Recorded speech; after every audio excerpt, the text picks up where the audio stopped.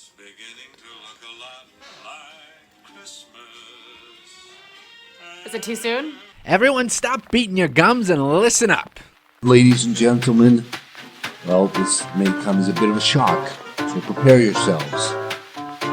There has been a murder. But his egomaniacal motives were not the only reason I decided he had to die. Who had the motive, means, and opportunity? My wife went out. What would you do then? Scream. Let's find out if you were successful solving our little murder game. Merry Christmas, it's Lee from SHOT, and I've got the Bing Crosby going. It is not Christmas, in my opinion, without Bing Crosby's White Christmas album. So that is what got me in the mood, along with my Christmas hat. It is not, as my kids were asking, a poop emoji hat. But I digress. Before I start talking about Christmas recommendations, we have a viewer question. I'm actually kind of excited to address it. Last week I got a message from someone who was watching the video with the visuals from the podcast, and she asked if this is a set. If this is like a place, you know, where you go to record videos, which I took as a big compliment. This is actually my office. But specifically, she asked about the fireplace in the background and asked if it was like a set fireplace or if it was real. So I've lit the fireplace to go along with this Christmassy theme. This is legit how I stay warm in the winter. So you are actually stepping into my office as I do these videos and record these podcasts. The murder wall is right over there. It is full of insanity. My computer is here. It's probably gonna ding with messages coming in because I'm obnoxious like that and I didn't turn the ringer off. So this is really my space. So that's, I guess, the first ever viewer reader question. So it's Christmas. Is it too early? I'm gonna say no, because as other Christmas hosts know, November 1st is actually a little late to be planning your Christmas party. Everyone's schedules fill up so quickly for Christmas and the holidays that a lot of people are having to push off their holiday parties into January and February. So in this kind of competition to get the good guests, everyone's schedule fills up really quickly. But what I will say is that if you haven't started planning your Christmas party yet, don't stress. It's okay. You still got time. As I'm recording this, it is the day before Halloween. So you still have time, don't worry. But what you want to do is get on the invitations as soon as possible, as soon as Halloween is over, because that's when people kind of mentally switch. I think countries other than the US, the mental switch goes right after Halloween, because like in Canada, our Thanksgiving is in early October, but in the States, switch mentally happens after Thanksgiving. So if you haven't actually started planning your Christmas party yet, don't worry, it's not that big a deal. You have a little bit of time, which is why we're going to talk murder mystery party recommendations for your Christmas party today, the day before Halloween, with it raining and pumpkins everywhere, and my Christmas hat, and Bing, and the fireplace. Merry Christmas. So let's talk a little bit about Christmas party murder mysteries. Bringing a murder mystery into your Christmas party is a fantastic way to pull your people together and kind of make your party stand out a little bit. We have a huge amount of our clientele throwing Christmas parties, not only just like in their homes, but also Christmas parties for companies, because it's an interactive way for people to connect. It's something that's not just people talking about work the entire night, because ew, right? It gives people an excuse to dress up a bit. Now, as I mentioned, a lot of people are planning their company or holiday parties into January and February these days, which is great because it's actually made a bit of a shift in themes. We're not focusing anymore, and I mean we as in a collective are not focusing as much on Christmas with holiday parties anymore. The themes have really opened up, and I've noticed this a lot more in the last kind of 2-3 years, where as people are pushing their holiday parties off into January and February, they're also realizing that maybe they can loosen up on the theme a little bit. On the other side of Christmas, people are sick and tired of jingle bells and Christmas hats and all the music and everything. They're done, they're over it. So even though it's a holiday party, people are switching up their themes a lot. So I actually picked seven. I picked seven recommendations for your Christmas party murder mystery this year.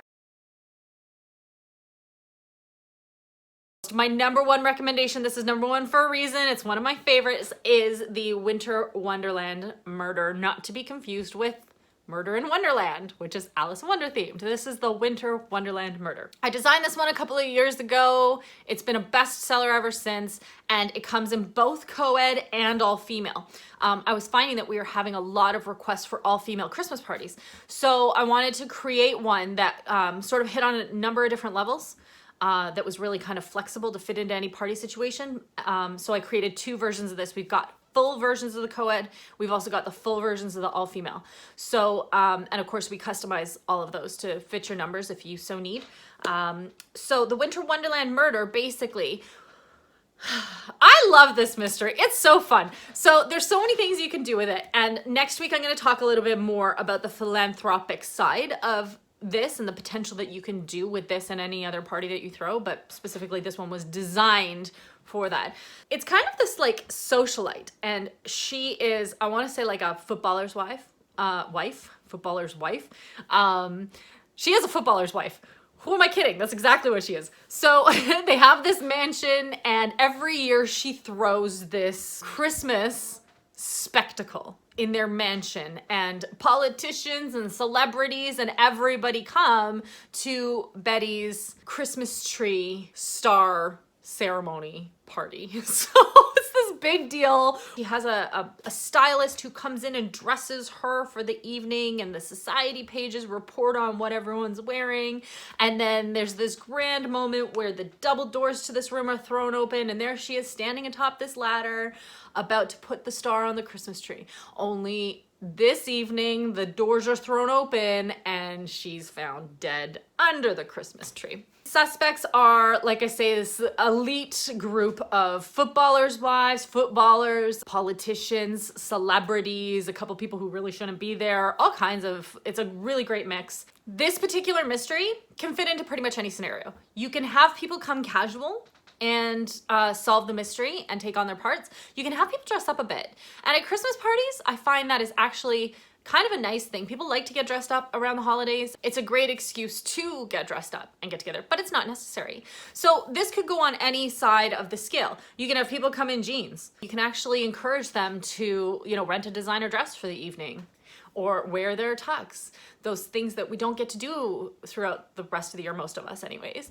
Now, the other part of this is that Betty's party every year, also a fundraiser. And this was really important to me to work into the plot, because we have this opportunity as hosts to actually get our people on board for things with our parties. So you have all these people coming over, you can pick a cause and say, hey, bring food for the local food bank. It's not necessary. You don't have to do it. It's just a great excuse to give a little back. If you've spoken to me, if you throw fundraisers, you know how much I love to give back, not only in my own community, but when we can support you in giving back to your community, it's really a huge thing for us. So the Winter Wonderland Murder, it's sparkly, it's glittery, it's ritzy and fun, and it's my number one suggestion. Number two, the Santa Strangling. This is an oldie but a goodie. It was one of our first Christmas mysteries. It's the mayor. He's making an appearance at this party, and he gets strangled with a length of Christmas lights. So the Santa Strangling is a 3 on the angel rating scale. It says there is a murder and mentions of sexuality, but no drug references. So what you can expect with a 3, there might be like an affair, not usually between the characters, but maybe with the victim. Drug references, of course, drinking, things like that. You just want to make sure with a 3 out of 5 on the angel rating scale that, you know, I mean, you're not doing this with a church group or an uber conservative audience or kids. So that's the Santa Strangling. Number 3 on my recommendations this year is the Christmas Party Murder. This is an older mystery. It was one of our first, again, kind of along the same time as the Santa Strangling. So it's in the older format, same mystery, just different look about it. And it is a pretty straight up investigation. It's a 4 out of 5 on the angel rating scale. There's nothing fancy. They're looking for who had motive, means, an opportunity to kill this guy, David Reese. And he's found murdered in the hallway with like a metal Christmas star ornament. This is gonna fit into any situation. It's a little easier than some of the other ones. It's like the Haunted Island murder is like hard. This is a little easier. Number 4 on my Christmas holiday murder mystery party recommendations list is the New Year's Eve party murder. This mystery is set on New Year's Eve. So it's not really a Christmas theme, and this is where we start to kind of transition over outside of this idea of Christmas themes in the holiday parties. It will be my number 1 recommendation for New Year's Eve. But it's also one of my personal favorites. And I think this actually, because it's a New Year's Eve party murder, it's maybe a little underrated. This is actually one of my favorite plots that we have ever put out, like ever. It's very, very layered. It's very intricate. I was very heavily influenced by, I wrote a lot of this in Indonesia. There is kind of 2 timelines. There's this archaeologist who died 50 years earlier. He left a time-locked safe that will open at the stroke of midnight on New Year's Eve. So a lot of people believe that he was maybe a phony because many of his alleged discoveries can't be found anywhere. A lot of people believe that the bulk of like his life's work is inside this safe. So everyone is coming. There's ancient aliens type guy who's going to be live streaming it to his followers. Everyone's waiting for the stroke of midnight where this time lock expires, and then the lawyer has the code to open it once the time lock expires. Lawyer's found dead, code goes missing. So for this one, like I say, it's layered. You're kind of looking at things that happened 50 years ago. It takes place in a giant mansion, of course, which is going to be turned into a museum. This is one of my, I would say, my top recommendations for any time.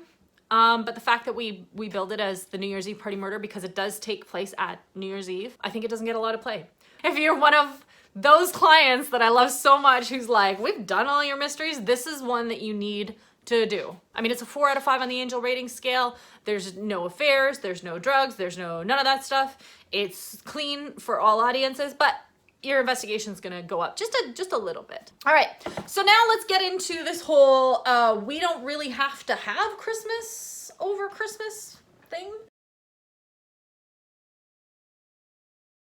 My number 1 recommendation for that, technically my number 5 recommendation, is Murder in the Alps.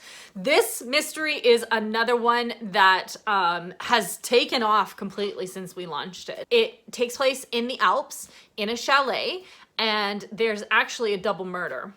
So this was the first double murder I ever wrote. There's this incident that happens on the ski hill, they come back, and then someone's dead at the chalet, and it's all tied together. So it's a really good little whodunit with a little bit more serious sleuthing. Number 6. It's one of our all-time bestsellers. It fits into any situation and it involves wine. This is one of my personal favorites. I loved being in this world when I was writing this. It comes in all female and in co-ed. So if you got your girlfriends coming over for your holiday party, or it's gonna be perfect for that. It's also gonna be perfect for just pretty much any scenario. It's really popular with the wineries. Like a lot of wineries take this and throw it and have rave reviews. Did I say the title? It's Murder in the Winery. It's got this sort of like macabre undertone. Gives us a great excuse to crack open a bottle of wine with our people. It's a 4. It's a 4 on the Angel rating scale as well. So it's clean. You can declare a cocktail party style theme because the event that the winery is having is to announce this new vintage called Organo. So it is a bit of a more upscale event happening at the winery, and they're encouraging cocktail party style dress. You can have people come in jeans. You can have people come in togas. It's entirely up to you. But if you did want people to dress up a little bit, this is a great excuse to do it. This is my wow. I feel like I shouldn't even take my hat off for this one. But trust me, this has been really, really popular over the last 3 years, and that is a Hawaiian Homicide. Now, I know it sounds bonkers to do a Hawaiian Homicide in the dead of winter, but trust me, it's such a relief. It's such a ray of sunshine in this otherwise dark and gloomy time that we have to endure. It's after Christmas. It's like about as far away from Christmas as you could get, but if you wanted to throw on some Malakaliki Maka, you could do that. And suddenly it's got a Christmas tie to it. A Hawaiian Homicide is not clean. I'm gonna say that right now. Yeah, no kids. There are drug references, massive drug references in this mystery. So yeah, no kids. It's a 3 for a reason.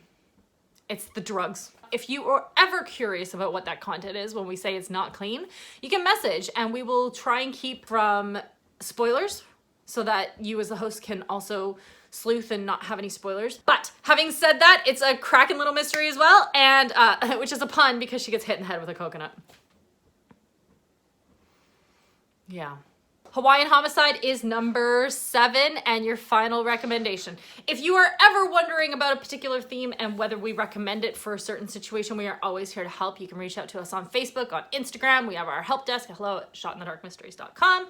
Thank you so much for tuning in and watching and throwing your parties, and mostly for bringing your people together to celebrate and make memories and being that person who makes sure that everyone comes together face to face to connect in our incredibly digital world.